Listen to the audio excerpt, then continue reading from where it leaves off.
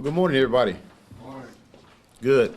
I asked you all to come here because of some of the violence that we have had over the weekend here in the capital city. And I want people to know that it's not random.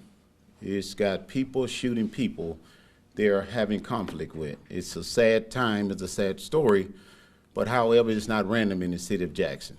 And Sergeant Holmes is going to come up and elaborate on each and every one of those homicides. However, to counteract that, what I've put in place is the operation targeting gun violence in the city of Jackson. That operation is starting right now, and we're going to carry it out throughout the city, throughout the New Year's. And our target is targeting people that taking upon themselves to pull out guns and shoot in our city. I'm very concerned about that, and I'm very disturbed about that. And I want to know it's not all over Jackson. These individuals taking upon themselves because they have the right to carry a gun, but you don't have the right to shoot up the city, nor do you have the right to shoot somebody having conflict with. So we're very concerned about that, and we are putting those proactive measures in place. And the individuals that are out there that's taking upon yourself to pull out guns and target or shoot up the city, we want to bring you to justice. It's not acceptable, and we will not tolerate it. So I'm going to bring Sergeant Holmes up, and he'll elaborate a little more on some of the violence. Before you do that, Chief, yes. Can you tell us exactly what this operation will be about targeting gun violence? This operation is going to be targeting the individuals that's riding around, pulling out guns throughout the city, that's taking upon themselves to shoot in the city. It's against the law to shoot in the city. It's against the law to pull out guns to resolve your conflicts. And a lot of the crimes here, what we're seeing here in the city of Jackson is social crimes, where people are getting angry and they're pulling out guns, shooting people. They're hitting their target. But it makes Jackson look like it's so dangerous that individuals can't ride in the city, and that's not true. It's individuals breaking the law, pulling out guns, shooting people that they know they're having some kind of conflict with. And we're not going to tolerate it. So we are being very proactive, very aggressive with targeting those individuals that's taking upon themselves to shoot in the city.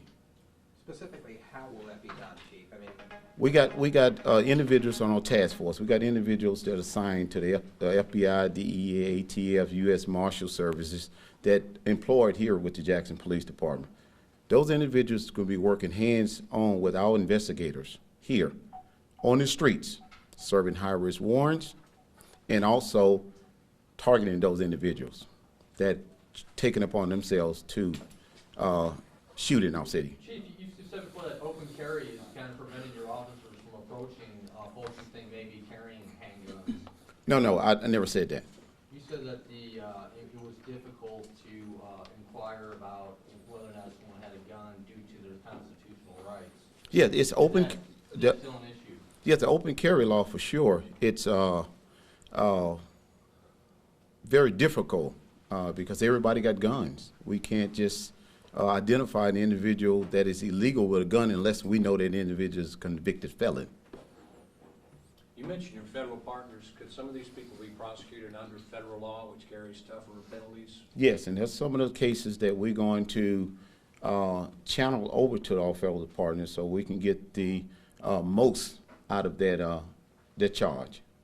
What do you say to people concerned about their safety when these shootings are happening in random places, even though the intended target is not random? Well, if you see something, say something.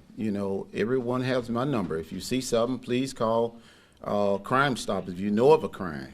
If you see something, you live in this community, we just ask you to tell the police and let us take it from there. Because, and I understand the concerns of people, and I'm concerned because this week was very, very heartbreaking week. You having people call after call shooting, and you come to find out after investigation, it's over nothing. It's over having a conflict and taking out a gun. And I realize that is unacceptable. That is unacceptable for the police department, the city of Jackson, the administration, and we're going to be proactive.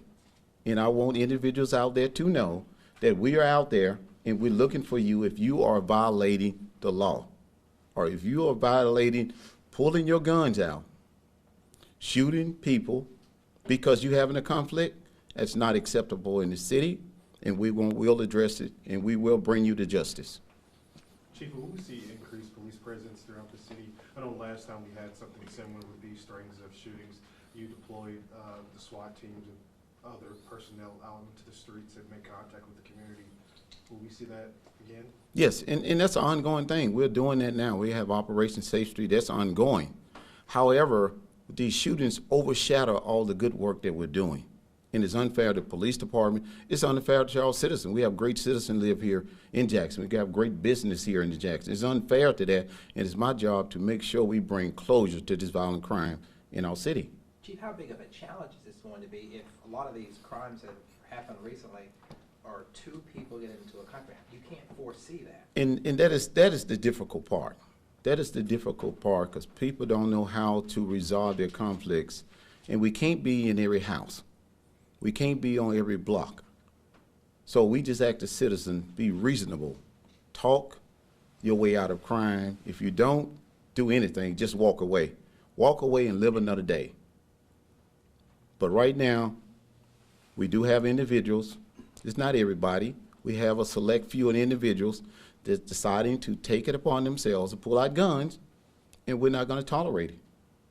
Looking forward, there will be a new DA next year coming into office. Are you hopeful that some of these community policies that you're implementing will be in effect and tougher penalties for those who commit these violent crimes? Yes, I've talked to the new DA, and he's concerned about how he can help the city of Jackson and Hinds County to better prosecute cases. So I'm looking forward to that relationship. Chief, are you concerned about staffing levels in JPD? Not at all. Not at all. We have enough officers to fill the beats, and we're doing everything that we continue to do that. You see police officers, you see blue lights all over the city, but it just takes the sting out of what we're doing when you having a weekend where isolated incidents where people pulling out guns, and after investigation, there's no reasonable answer to why they're pulling out guns, shooting each other, and it's not acceptable.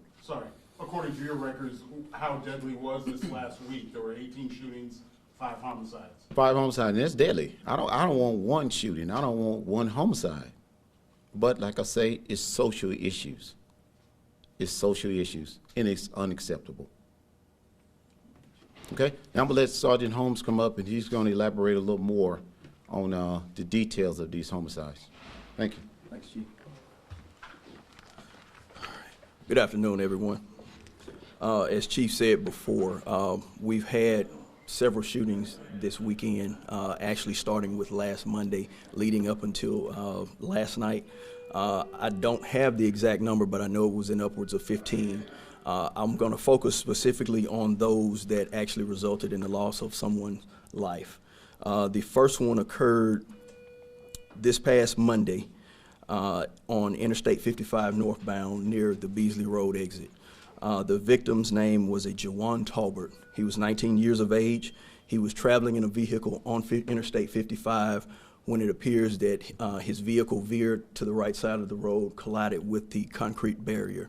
And there happened to be some paramedics at the time in the area that rendered assistance to Mr. Talbert. He was taken to a local hospital where unfortunately he lost his life the following day. There was little information that we had in that particular incident, but it does appear that there may have been a vehicle traveling near Mr. Talbert's vehicle at the time. We believe that a gunshot may have been fired from that particular vehicle. Unfortunately, we don't have a specific description of that vehicle.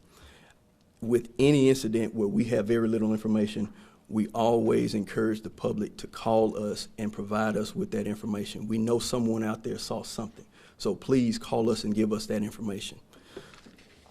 The next incident occurred, or the next homicide occurred on Interstate 20 South Frontage Road.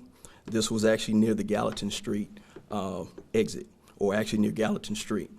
The victim in this particular homicide was a Jorge Velasquez Morales. He was 29 years of age.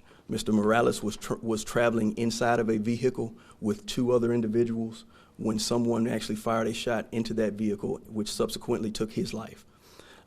He was transported to a local hospital in the vehicle that he was traveling in at the time, and he was later pronounced deceased upon arrival. We do have some information in this particular case. We do know now that the suspect was possibly traveling in a light-colored vehicle.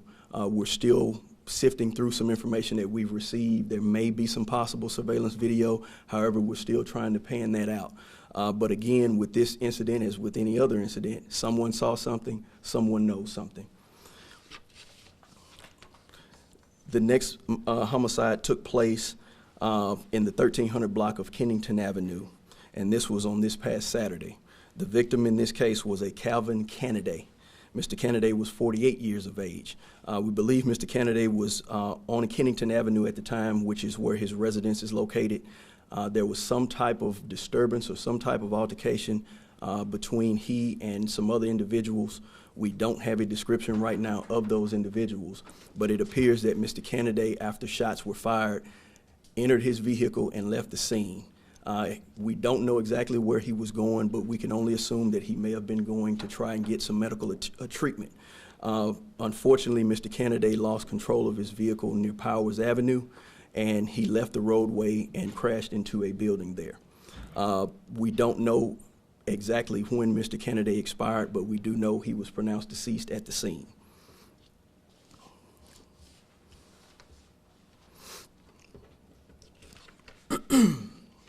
The next incident occurred, excuse me. The next incident occurred on Eisenhower Avenue near Wainwright Avenue. This also occurred on Saturday evening.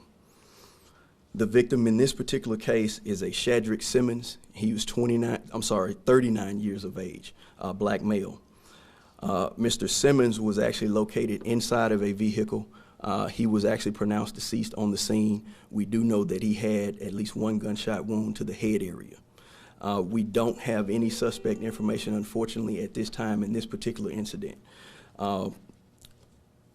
Again, if someone knows something, please call that information in and provide it to us. You can call us directly, or if you don't want to call us and talk to us directly and want to remain anonymous, you can contact the Crime Stoppers hotline at 601-355-TIPS, which is 8477. The last incident occurred on last night, which was Sunday. This occurred in the 4800 block of Forest Avenue. There's an apartment complex located there, as well as a elderly home that's actually directly next door. The information that we have in this case is, and the victim in this particular incident is a Daniel Brown. Mr. Brown was 21 years of age. Mr. Brown was pronounced deceased at the scene. He was also located in a vehicle that we believe he drove to the location. Not very much information in this one, but we do know that there was an exchange of gunfire. We don't know specifically if Mr. Brown was shooting or not, but we do know that there was some weapons found at the scene, and there were 2 other individuals that were actually injured during this particular incident. One person was inside of their apartment at the apartment complex next door to where Mr. Brown was found. This person was inside, bullets penetrated the apartment, and this person, I believe, suffered from injuries to the leg. There was a second individual who actually suffered multiple gunshot wounds. His condition, from my understanding, is stable, but this particular person may have also been involved in this particular altercation. We still don't know what led to this altercation, but there's some information that investigators have recently gathered. We're still combing through that information to try and figure out exactly what happened. We do have some individuals that have been detained. Some arrests are possible. That information, if it occurs, will be provided later on to you today, hopefully. Again, it's been a lot of gun violence in the city. As Chief stated before, this is a matter of conflict resolution. People are going to have problems with each other as long as there are people on this earth. But we have to figure out a better way to handle our issues. Violence with guns is not it. It's just not a valid option. We have to figure out a better way to deal with each other. With these murders that we've had here recently and with the ones that we've had in the past, there's still some unsolved murders out there. We know people know about these murders. People are sitting on information. If you don't want to call us and let us know who you are, call Crime Stoppers. Crime Stoppers does work. We receive information through Crime Stoppers all the time. You remain anonymous. You're given a tip, you're given an ID number. That is the only way you're identified. If that information leads to an arrest in a case, you're contacted, or you can call back and follow up with the information that you were provided. They will provide you with an update to your case. They will also provide you with information if you are the one that had that information which led to an arrest that we made. Understand, more than one person calls in with some of the same information. So it is, for the most part, on a first come, first served basis with the individual who provides that information which ultimately leads to an arrest. But there is money out there in rewards for people who provide us with valuable information that helps us solve these cases. So please, again, if you know something, call us. Thank you.